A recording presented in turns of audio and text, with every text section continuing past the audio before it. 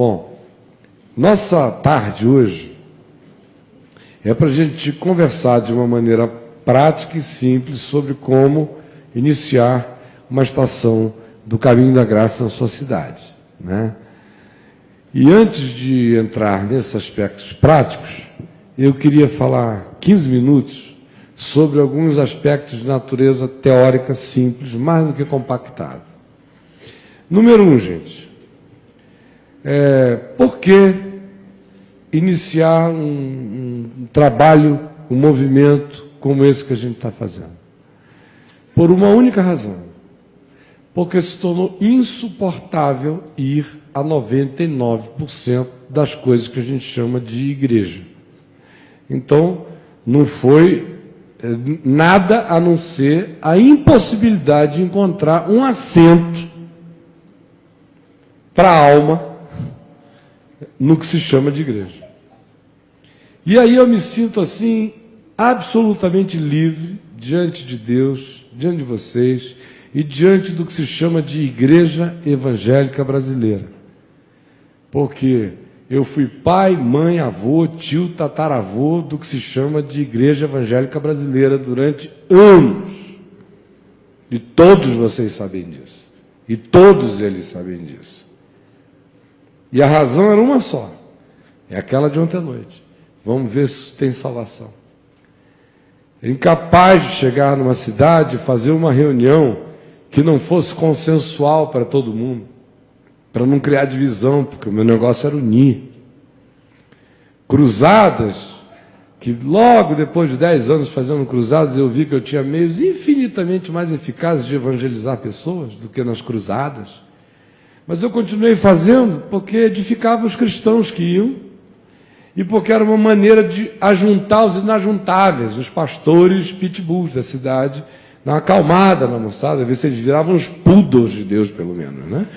Então, essa era a coisa. Congresso era para ver se essa moçada que se morde, se come, se devora, se acalmava. Como eu contei ontem à noite, chegou um ponto que para mim eu vi que não tinha retorno aquilo ali. Não tem cura. Essa é a primeira coisa. A segunda, por que a terminologia? Por que a gente não está começando a igreja Caminho da Graça? Porque essa palavra está queimada por muito tempo. Essa é uma palavra que perdeu o significado. Ela tem que ganhar significado de novo. Vai levar um tempo para essa palavra, igreja, que não é nem uma palavra sagrada, que não foi inventada por Deus, não é tipo aleluia, que ninguém sabe a tradução. Não, foi inventada pelos gregos, era o nome das assembleias gregas. Eclésia. Era o ajuntamento grego da prefeitura, para resolver problemas administrativos, econômicos, se chamava igreja, vocês entenderam? Como presbítero, a gente fica pensando que foi o anjo Gabriel que veio e disse, eis que eu vos dou presbíteros. Era um nome grego clássico para todo ancião com responsabilidade cidadã na igreja, que era um ajuntamento pagão, para resolver coisas, era extremamente prático, era uma prefeitura.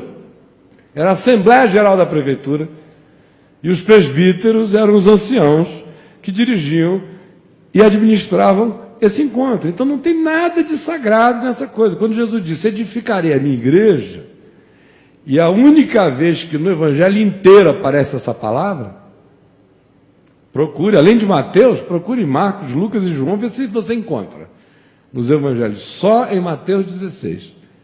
Quando ele disse, edificarei a minha igreja, ele disse a minha. Porque igreja sempre houve muitas por aí. Então o que ele estava dizendo é, o meu grupo, o meu povo, o meu ajuntamento, os que andam comigo, a gente que me segue, a minha igreja. Então não tem nada de divino, sacrossanto nessa expressão, ela é uma designação coletiva. Podia ser a tribo, podia ser a oca de Deus, podia ser o que você quisesse. Como Paulo teve a liberdade tranquila de dizer corpo. Pedro disse é edifício espiritual. Paulo falou é santuário, é catedral divina.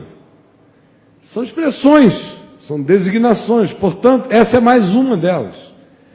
Só que ela foi adotada como a única, justamente porque convinha ao espírito que foi se produzindo que a igreja fosse muito mais um lugar do que um ajuntamento andante, consciente de seres humanos que, separados ou juntos, juntos estão porque estão ligados pela mesma consciência ao cabeça que é Cristo. Isso é muito difuso, não dá poder para quem quer controlar, nenhum prefeito quer isso. O que as pessoas querem é poder saber quem é quem manda, dividir em hierarquias de controle de valor para controlar a sociedade. Então a igreja que nós temos hoje é um híbrido.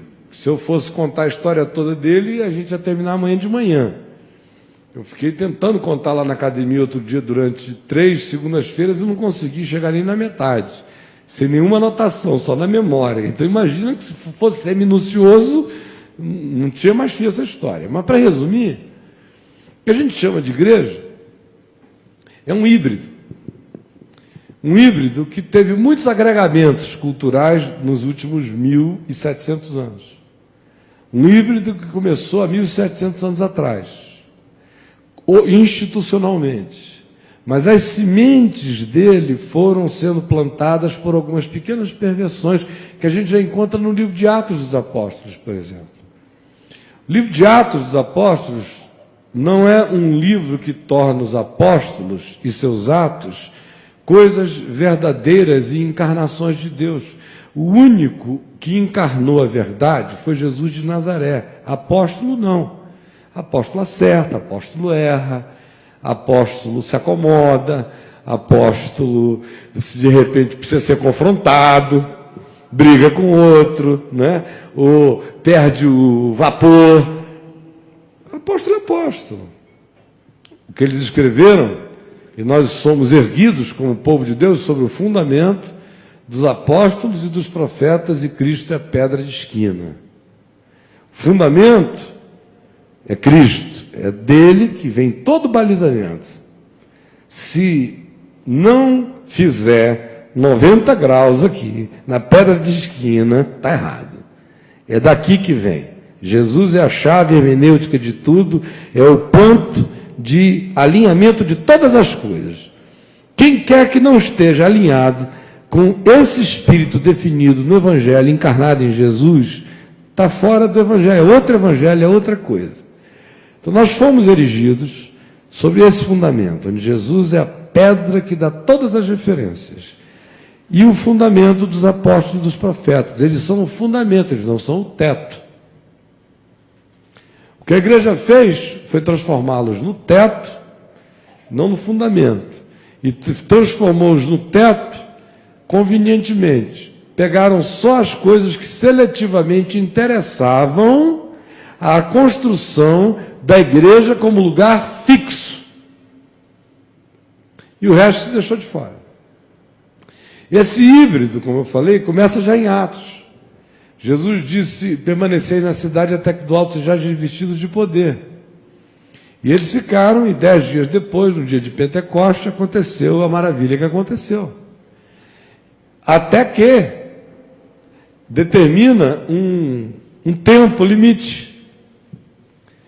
Quando isso acontecer, vocês vão ser minhas testemunhas, tanto em Jerusalém, como em toda a Judéia e Samaria, até os confins da terra.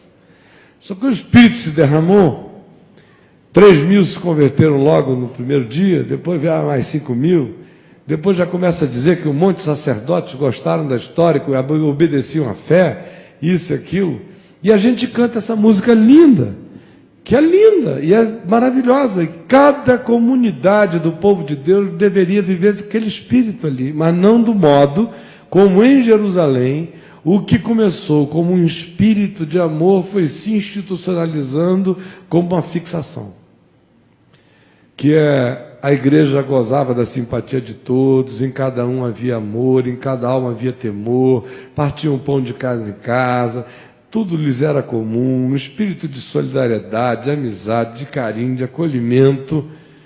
E andavam conforme a doutrina dos apóstolos, que não era nenhuma invenção apostólica, até porque os caras não tinham tido nem tempo de fazer doutrina nenhuma, muito menos de sofrer uma influência grega para construir uma doutrina. Então, quando Jesus usa a palavra traduzida lá por doutrina, 2 ou 3 vezes no Evangelho de João, ou outros acerca dele se referem, que doutrina é essa? Vocês vejam que doutrina é essa, mas ligada a quê? Porque meramente com a palavra expulsa demônios. Significando que para eles a palavra doutrina não significa o que significa para nós. Então a doutrina dos apóstolos não era outra coisa senão a repetição do ensino do Evangelho. Que eles não tinham nenhum papel escrito como você, era tudo de cabeça e coração, memória. E como Jesus falou em aramaico, e como Joaquim Jeremias lá da Inglaterra, traduziu tudo do grego para o aramaico e descobriu que no aramaico as parábolas todas têm rima, e as falas de Jesus têm todas métrica, significava dizer que ou Jesus falava como um repentista, o que seria ainda mais extraordinário, ou eles, para que não perdesse a memória do que foi dito, transformaram tudo que foi dito em poesia, em repente na língua aramaica. De modo que em aramaico aquilo era inesquecível, como inesquecível um poema que você guardou um dia. Por isso, o primeiro evangelho só foi aparecer, na melhor das hipóteses, 17 anos depois, ou talvez 30 ou 40 anos depois, porque esse pessoal, durante anos, não chegava em lugar nenhum dizendo, vamos abrir o evangelho de Mateus, ou a carta de Paulo aos Romanos, né? O Paulo chegando aos Colossenses, lá, meus irmãos, vamos abrir uma carta que eu escrevi aos Romanos. Não existia essa história, tudo estava aqui e aqui. Só isso que havia. Palavra no coração.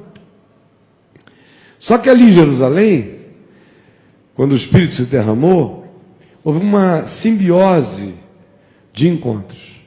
Número 1, os galileus ridicularizados que falavam em outras línguas e que subitamente falavam as grandezas de Deus nas línguas dos outros.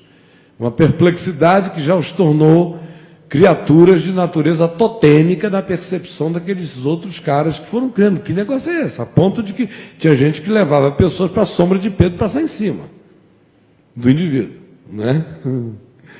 Então, segundo lugar, criou-se o quebrantamento daquela experiência do ressuscitado foi, e o Espírito desceu como línguas de fogo. A gente falou em outras línguas, e o amor que os envolveu, nos primeiros meses, primeiro ano ou 2, foi uma maravilha, mas depois começou a trabalhar contra, porque já era uma gostosura que violava a lei do caminho, a lei hebreia, a lei andante, do ide, indo, sendo, caminhando, ficar em Jerusalém até que, depois, até os confins.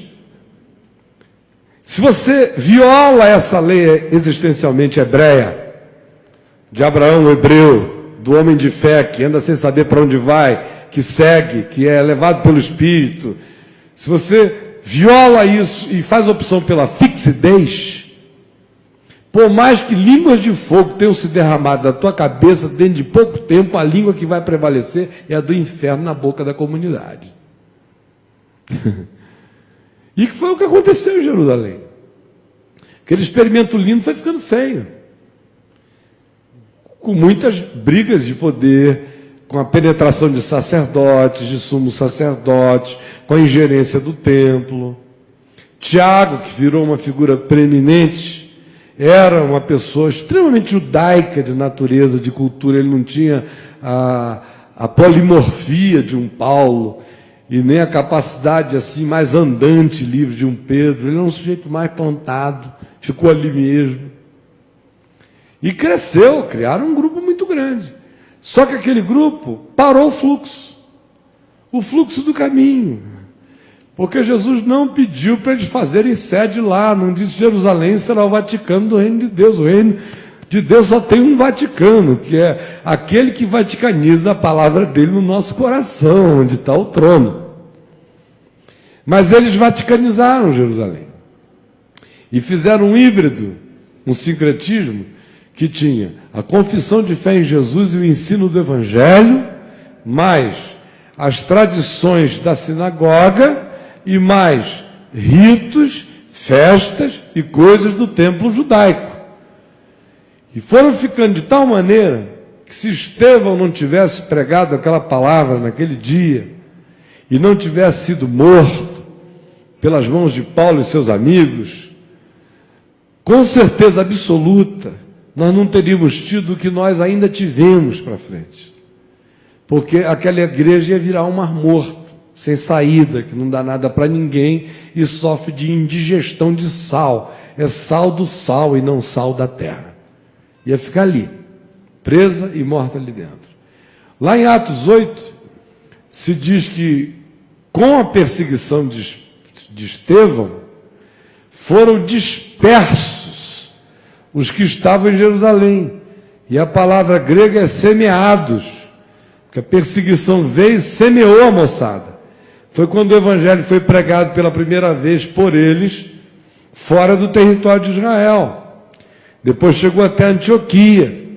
De fato, foi a conversão de Saulo, com a ajuda de Barnabé, que o acolheu, e mais a base que eles lançaram em Antioquia, que catapultou a pregação do evangelho para o resto do planeta. Do contrário, Jerusalém teria criado e blindado e fechado e cercado e vivido a indigestão daquele sincretismo até o fim. E não é possível ler tanto o livro de Atos quanto ler as cartas de Paulo e conhecer a história da igreja e não ver que a relação entre Paulo e Jerusalém foi de tensão permanente. Tensão com aqueles que ele chamava de colunas. Se outrora um dia for, eu não sei, Deus o sabe, Deus não vê a aparência, até a moçada como Tiago ele trata assim. E os outros judaizantes, que foram os diabos da vida dele até ele morrer, que se dedicaram a persegui-lo. Era todo mundo, ou judeu com raiva dele, ou judeu crente com raiva dele. Ele não escapava de nenhum dos dois, do não convertido e do convertido judaico, apanhava de todos os lados. E era um pessoal que aonde ele ia, eles iam para desmontar essa estrutura. Então, no livro de Atos, você vê o seguinte: enquanto eles estão em Jerusalém, até Atos 8 e 9, e mais precisamente eu diria, você vai com essa ênfase assim forte, até 12, prisão de Pedro, a igreja, a igreja, a igreja, a igreja, né? Quando Paulo se converte em Atos 9, você começa a ver o caminho de Paulo, no livro de Atos dos Apóstolos, escrito por Lucas, amigo dele, e que se inclui na narrativa do capítulo 16 em diante. Até então foi Paulo e Barnabé, Barnabé e Paulo, os apóstolos e tal. Do capítulo 16 em diante, depois de Troade, ele começa a dizer, então nós partimos, que foi onde ele se incluiu na história. E ali, você começa a ver uma outra designação. Por exemplo, quando Paulo dá a sua primeira palavra de testemunho sobre como é que ele tinha encontrado Jesus, o que é que ele diz? Ele diz que perseguia a igreja e que tinha sido perseguidor da igreja lá escrevendo a Timóteo. Mas quando ele se reporta publicamente ao que ele tinha feito, ele diz, porque eu persegui os desse caminho. Ele, durante 3 ocasiões, toda vez que fala em público, ele fala dos discípulos como os do caminho. Fala do ajuntamento dos discípulos, um ajuntamento não geográfico e não físico, mas um ajuntamento de natureza relacional, como o caminho. Os do caminho, o caminho. E chega a dizer uma coisa que daqui a muito pouco tempo vai virar moda no nosso meio, que naquele tempo lá já diziam, não é? Ele diz, este caminho ao qual vós chamais seita. Eu perseguia este caminho ao qual vós chamais seita. Que é como eles já estão chamando e vão chamar. Tudo normal até aqui. Então, a razão pela qual eu fiquei assim com urticária de usar a palavra igreja, é porque eu não tenho tempo para explicar para as pessoas que quando eu falo de igreja, eu não estou falando desse negócio que está aqui. Eu não gosto nem de dizer vamos ao culto. Luto contra essa expressão, porque culto é vida, é todo dia, a tua consciência, você andando com Deus no caminho. Vida é culto, culto é vida. Então eu vou à reunião, na qual podem surgir milhares de cultos particulares, ou não. Eu vou lá ensinar o Evangelho. Quem for sábio, cultue, ali também. E quem for sábio, não faça daquele lugar seu único lugar de culto. Porque senão vira igreja. Como tem um monte de outros termos que basicamente eu deixei de lado, porque eles são impossíveis de serem resgatados em muitas décadas. De tão poluídos que eles estão. E sem nenhum sentimento profético, só mera intuição e impossibilidade de não enxergar, eu tomo aqui o Ticiane, o João Bezerro, o Marcos Batista, quem quiser que trabalhou lá comigo, como há décadas que eu estou dizendo que esse é um nome desgastado, o próprio nome evangélico. Eu me lembro que em 1981, assim que eu mudei para o Rio de Janeiro, o Jornal do Brasil me pediu para escrever um artigo. O artigo que eu escrevi foi: não me envergonho do Evangelho, mas morro de vergonha dos evangélicos, em 81. Então não tem nada novo, eu não estou dizendo nada novo. Quem me acompanhou sabe que eu não estou falando nada novo. Isso é novo para o pessoal que quer dizer que é novo para dizer que aceita. Mas não é nada novo. Antes eles aplaudiam isso tudo. Não mudou nada. Eles é que adoeceram tanto que não aguentam mais o chamado. E aí preferem demonizar o negócio. Mas a vida inteira, a vontade era ver se isso era resgatável. Quando nós chegamos, e eu disse que isso começou há 1.700 anos atrás, com Constantino, porque os 300 primeiros anos a igreja não construiu um templo. Os do caminho não construíram um único templo em quase 4 séculos. O primeiro templo foi construído por Santa Helena, mãe de Constantino.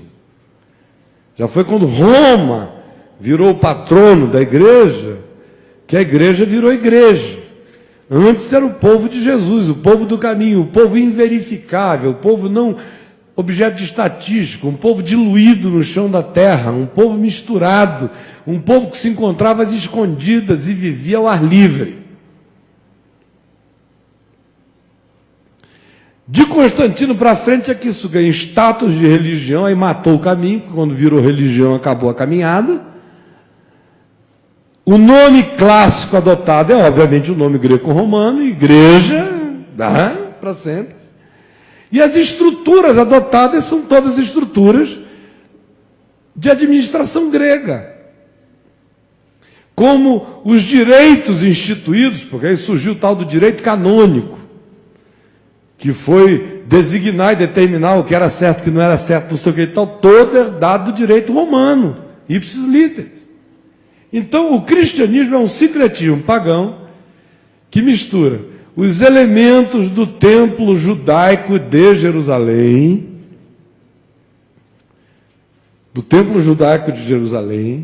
com pregações do Evangelho que dizem que Jesus é o Filho de Deus e que Deus é 3 em 1, que também já foi uma definição pós-constantiniana, porque antes ninguém tinha essa preocupação.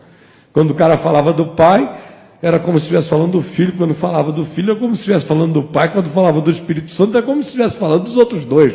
Ninguém se deu à idiotice de tentar organizar a trindade nenhuma.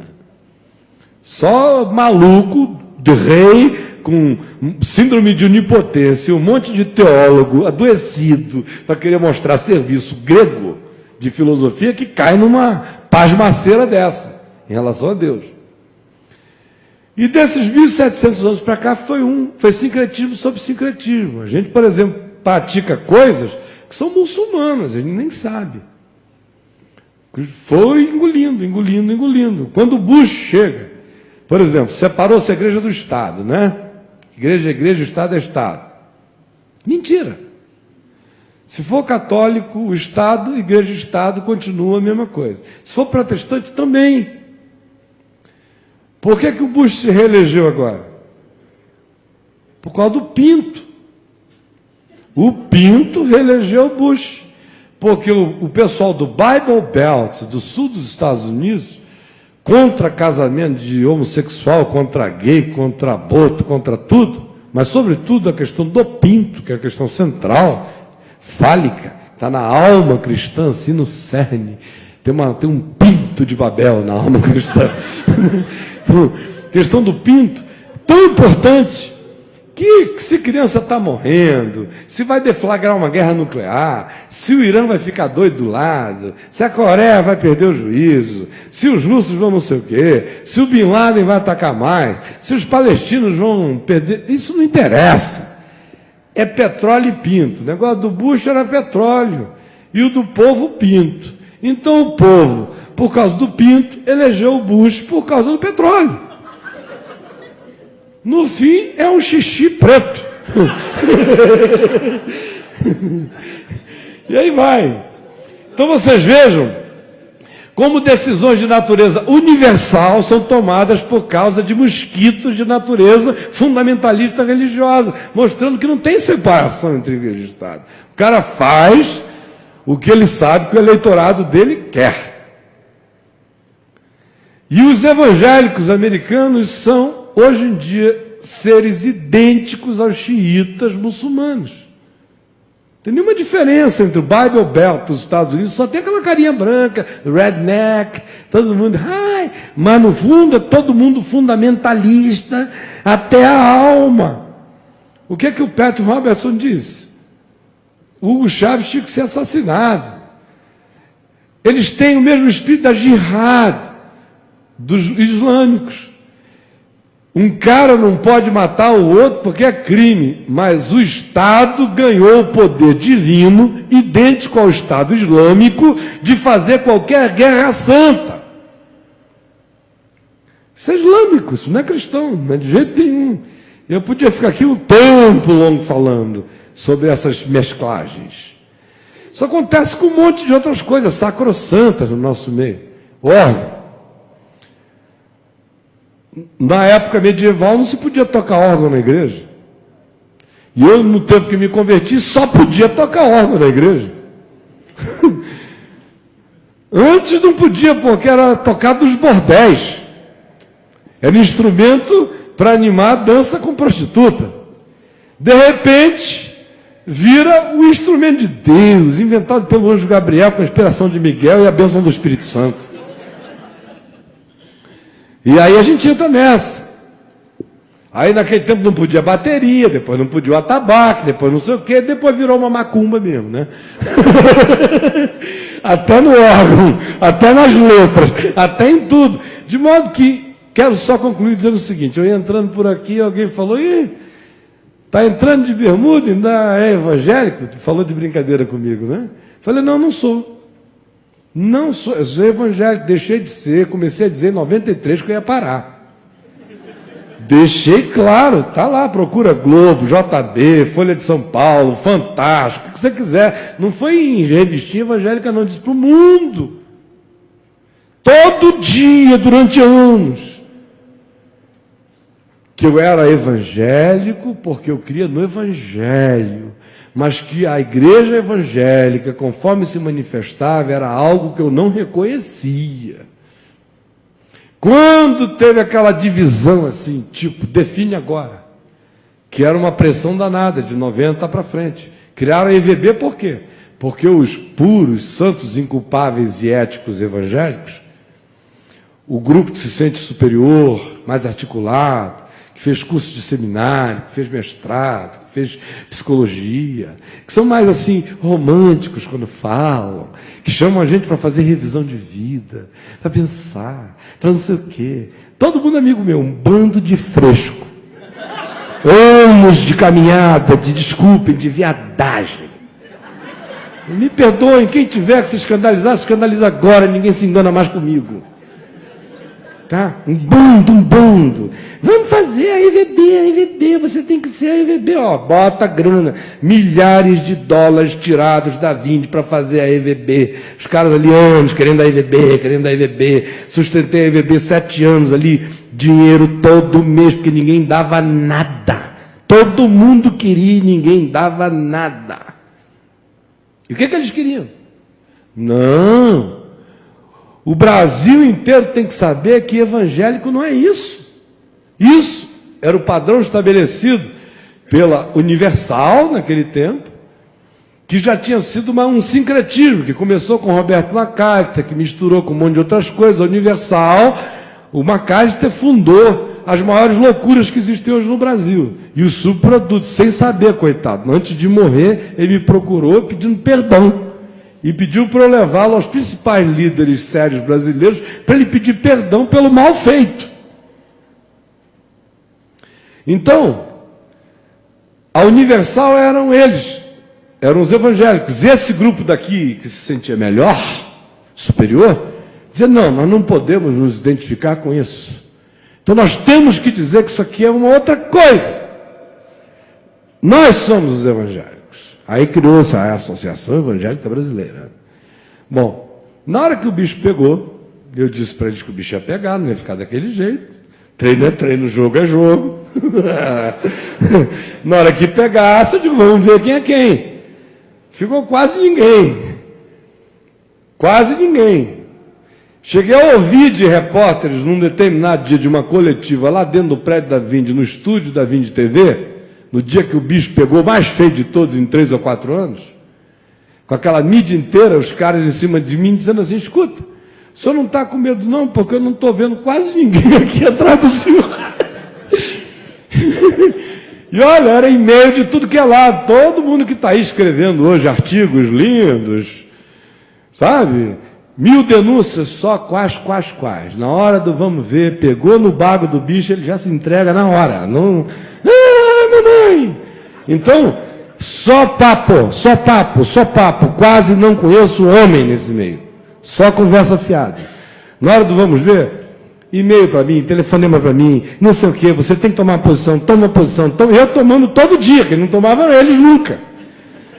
Toma o nome da IBB, faz o documento, não sei o quê, apresenta, até que enfim, eu é que não queria mais, porque eu não acreditava mais naquilo.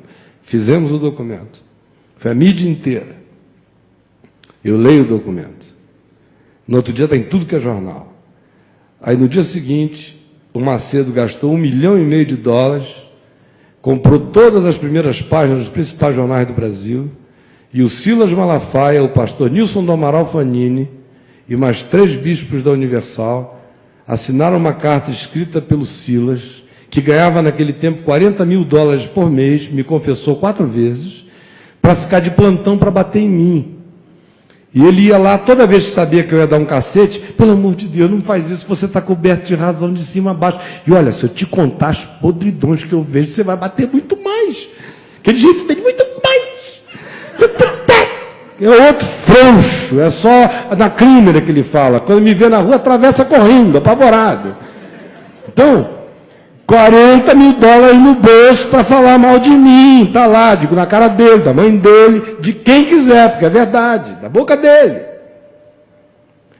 Aí o repórterzinho lá, o senhor não está com medo de ficar sozinho, não? Eu falei, meu amigo, eu estou só nessa há muito tempo, você está pensando que eu estou achando que eu estou acompanhado?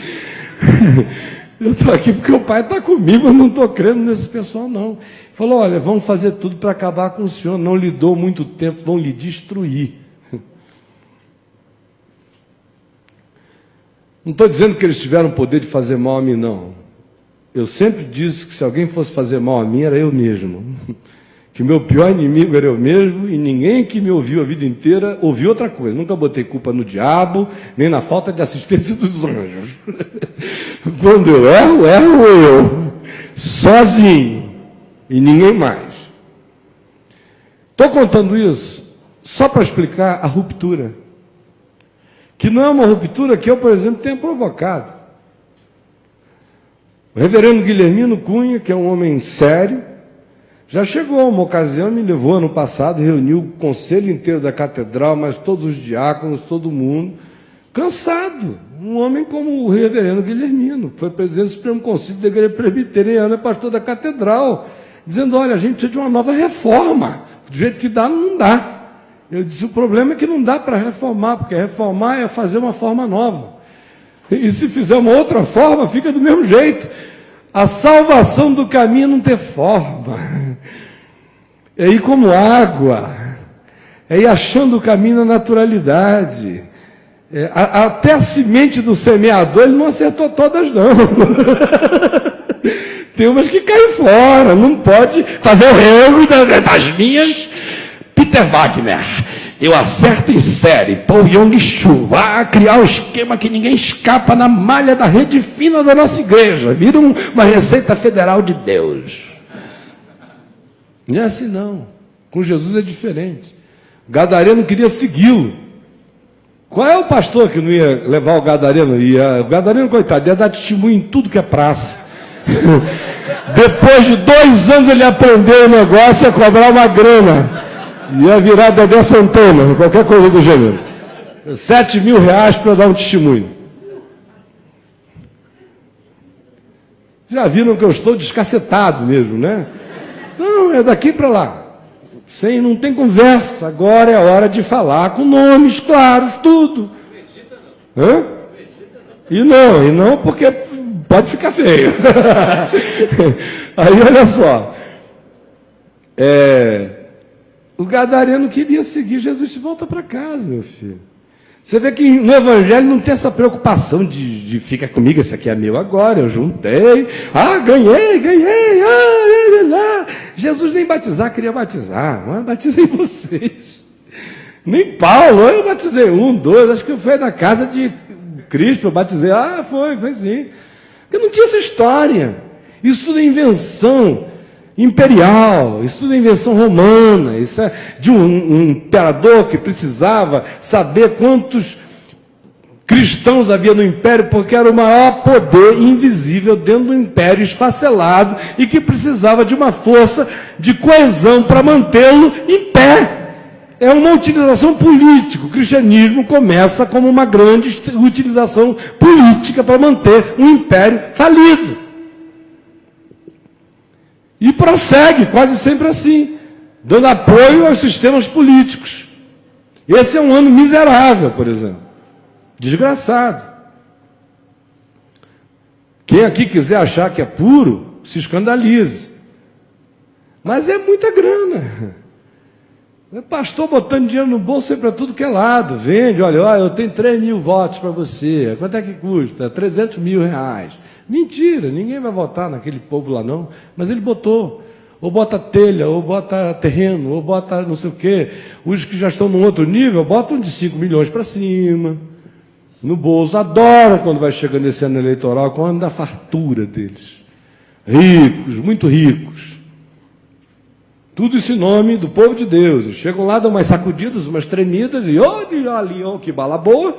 E aí... Aí os impressionáveis vão, eu nunca vi povo mais manipulável, idiotado, com meio neurônio do que esse povo, que é uma coisa impressionante. Se tem 2, um não fala com o outro, tão de mal os neurônios. Sabe? Romperam, viraram evangélicos, aí um ficou batista, outro presbiteriano, um calvinista, outro arminiano, um não fala com o outro, o cara fica assim, ó.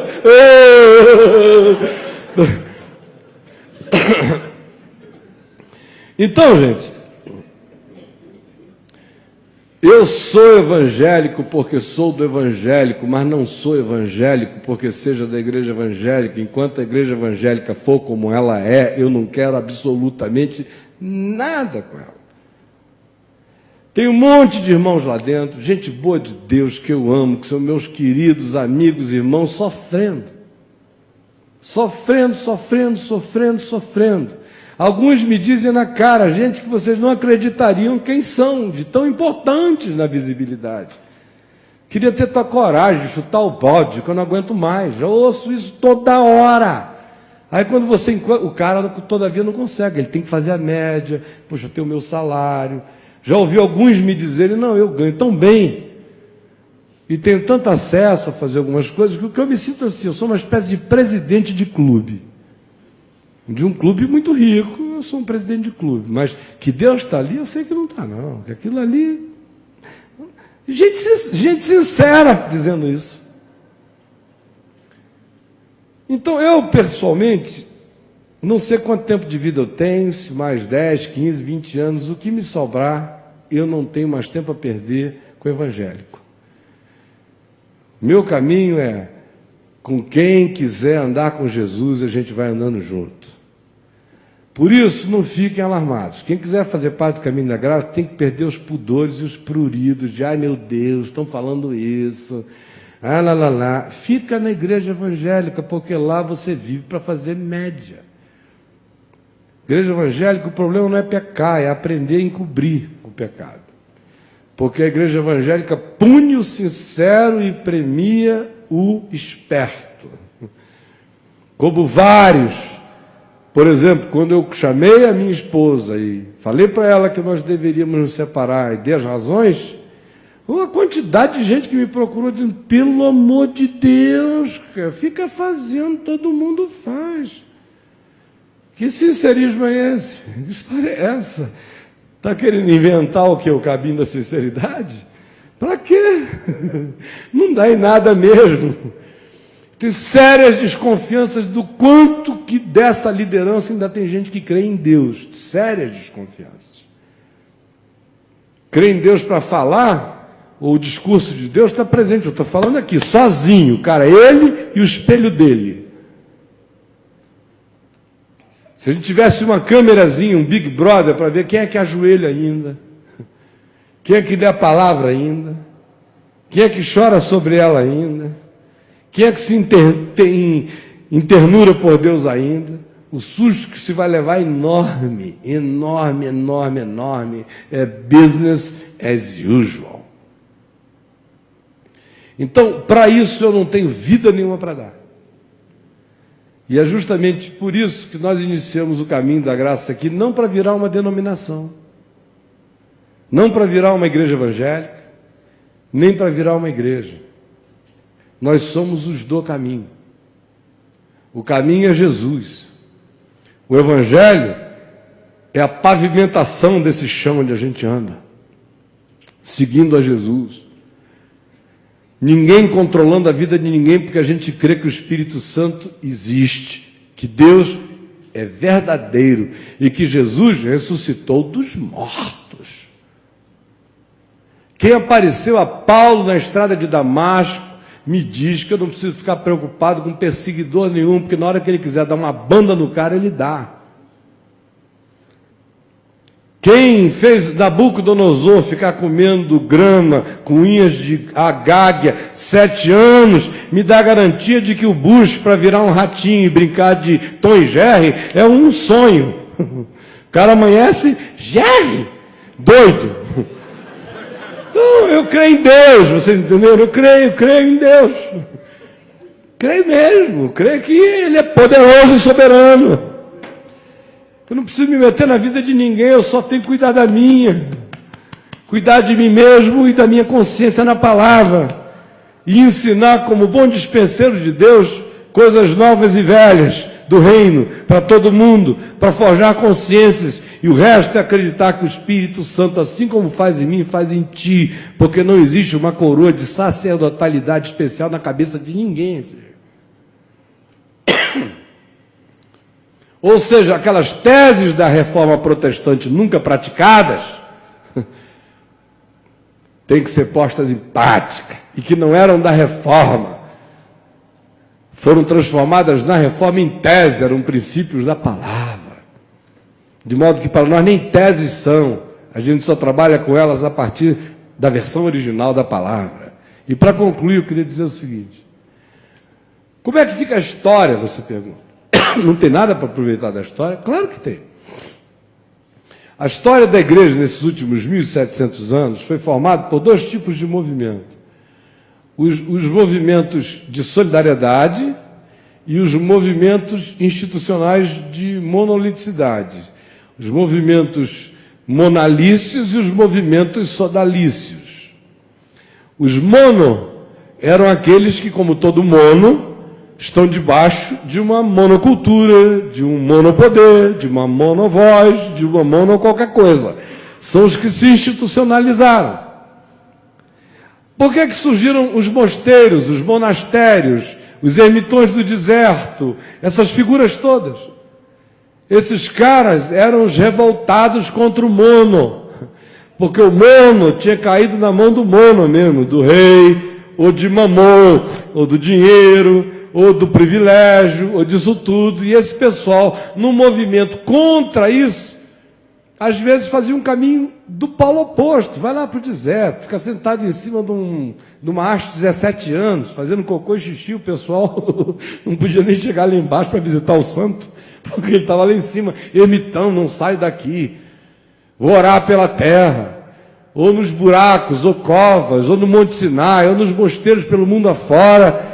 Isso foi um fluxo e refluxo de mais de 1.300 anos de ida e vinda. Aí melhorava um pouquinho do lado de cá, os caras aliviavam. Às vezes, era um mosteiro que se corrompia na próxima geração. Porque o que eu quero dizer para vocês, para concluir, é isso. Tudo é corruptível. Tudo e todos são.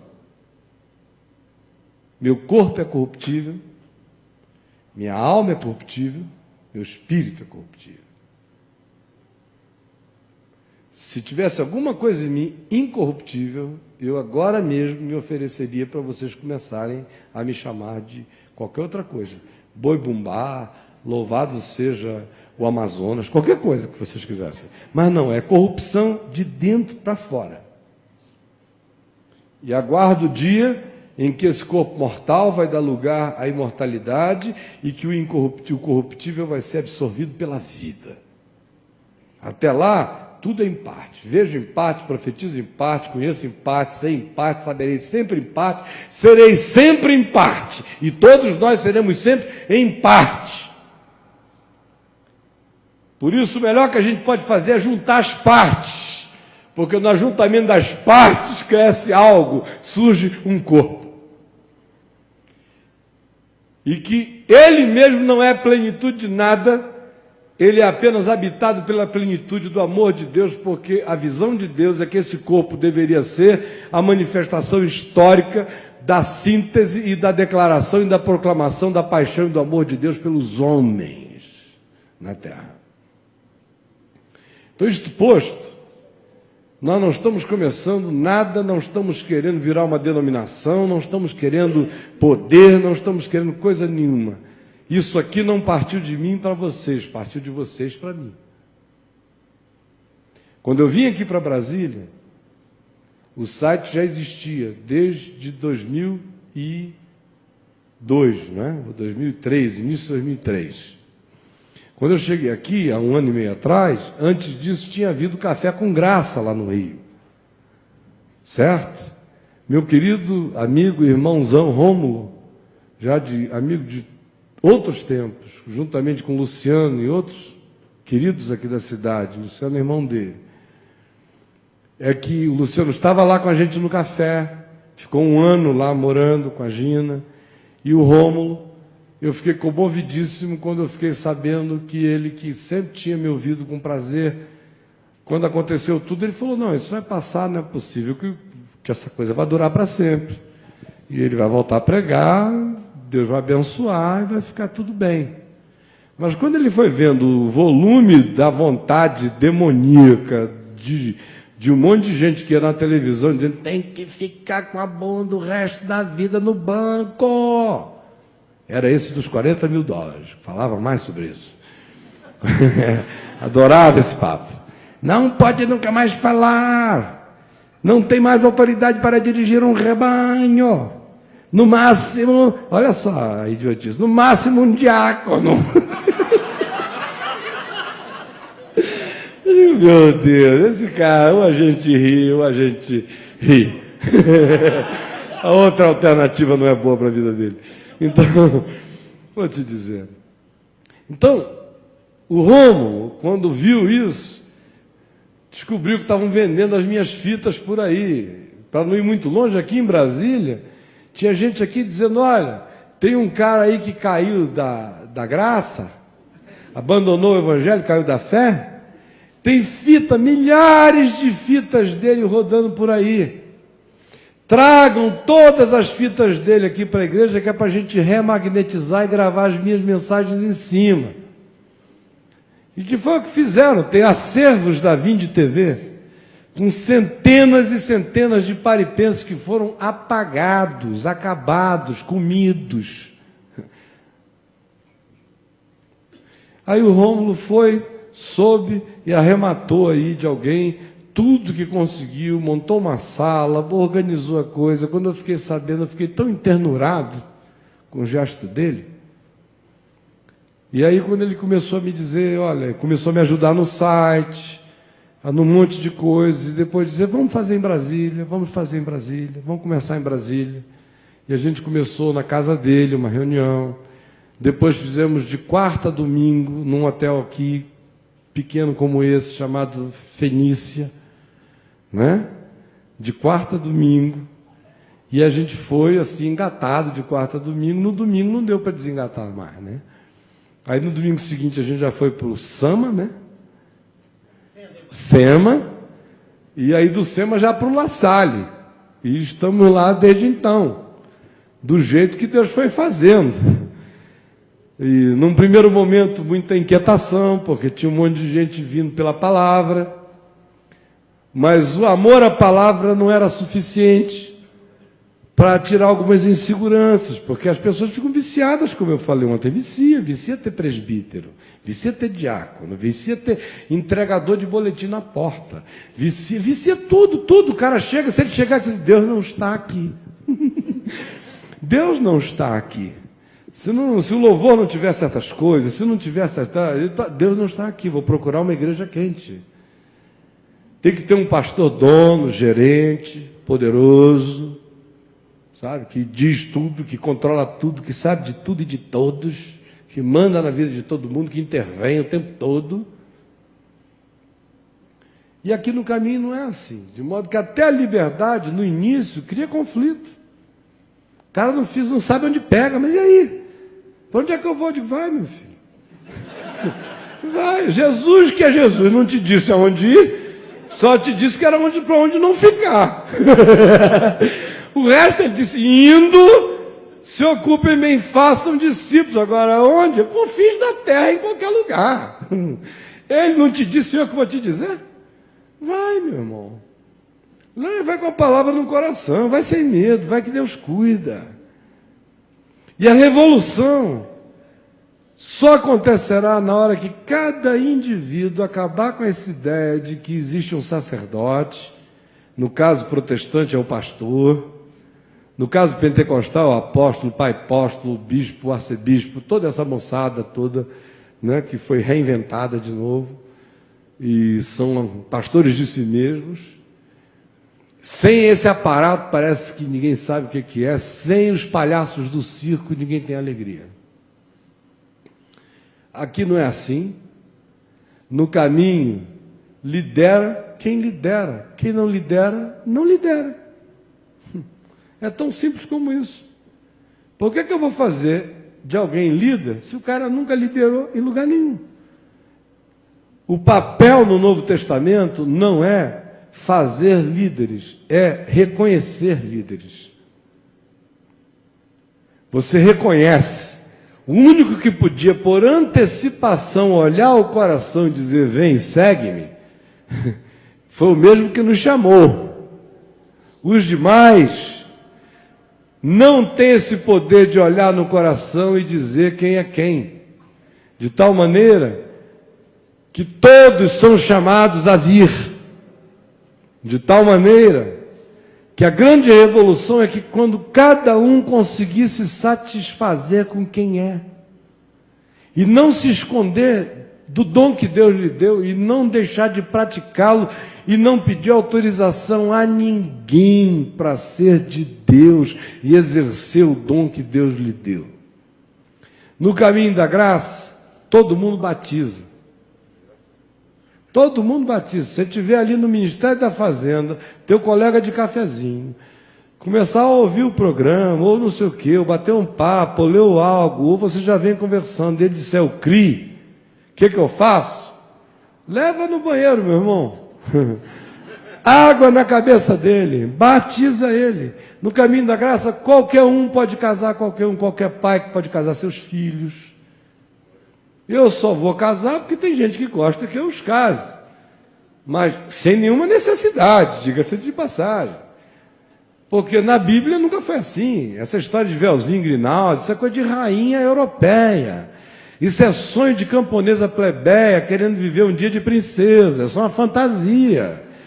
Uma fantasia. Que é um pastor, um sacerdote vestido de sumo sacerdote judaico. Tudo isso é palhaçada. Como é que você acha que Jesus e Maria casaram? Onde é que foi? O José e Maria casaram? Jesus e Maria casaram antes, viu? Casaram antes. Onde é que eles casaram? Ou qualquer um outro. A Bíblia não conhece isso. Casamento era uma coisa feita na presença de pai, mães e amigos. E com a invocação do nome de Deus. E a bênção dos familiares, que é a bênção do amor de quem visceralmente fez crescer. Vindo melhor. Né? E quanto mais para o fim da festa, melhor ia ficando. Né? Então, olha só. É igual como era no Evangelho. É a única maneira de desestruturar o bispo, o arcebispo, o apóstolo, o pai apóstolo, sei lá o quê. É na hora em que todos são um. Como eu disse hoje de manhã, eu só estou aqui falando porque Deus me deu um dom, porque se o meu dom fosse outro, eu estava cantando. Ou se fosse outro, eu estava em outro lugar, porque não me interessa lugar nenhum onde Deus não me tenha posto. Para ser pastor, não precisa ir a um seminário. Basta ter coração amoroso, generoso, misericordioso, interessado, ser sensato, ter bom senso, conhecer a palavra do Evangelho o suficiente para ser um condutor pacífico de uma alma aflita. Só isso. Não precisa vir aqui atrás desse negócio, não precisa ser pregador para ser pastor. São um monte de pregadores que não são pastores. Um monte de pastores que não são pregadores. Há um monte de mestres que não sabem falar em público, só sabem ensinar no particular. Então, no caminho da graça, nós não queremos que nada que é artificial ganhe lugar ou poder por causa de convenções estabelecidas, sabe Deus por quem. Agora, isso dá trabalho, porque é um trabalho de observação e de liberdade. Para quem está conduzindo, monitorando, mentorando, é de observação. Vê quem é quem, ajusta para cá. Às vezes você pensa que um cara tem um pique para uma determinada coisa. Depois você verifica que não, que ele é que se convenceu de que tinha aquilo, está enganado, coitado, se fazendo mal danado. Que o melhor bem que você faria é dizer, meu irmão, sei que você gosta disso, uma fixação tua, mas não está em ti. Vê quem você é e o que está em você. Porque você só é feliz e só é pleno realizando qualquer coisa na vida se você fizer isso como extensão e continuidade de quem você é. Então, se você está aqui para começar um caminho da graça na sua cidade, não fique pensando que porque você veio aqui, você é o pastor, porque isso aqui, nem aqui tem essa história. Aqui não tem pastor nenhum, e tem muitos. E tem muitos. Espero que você tenha sensibilidade para chegar lá e ver se tem alguém que tem potencial melhor do que o seu para liderar. Que você não caia nessa bobagem de dizer, não, eu fui lá, eu é que mando, eu chego, a menos que você queira atrapalhar o caminho. Não seja gargalo, muito menos rolha dessa passagem. Pode ser que Deus tenha usado você para trazer você aqui, para ouvir uma visão, e chegar lá e pegar alguém que está com o coração quebrado, mas que tem um potencial de comunicar isso maior do que o teu, passar isso tudo para ele, ajudar esse indivíduo, e ele vai ser o Arão da tua vida.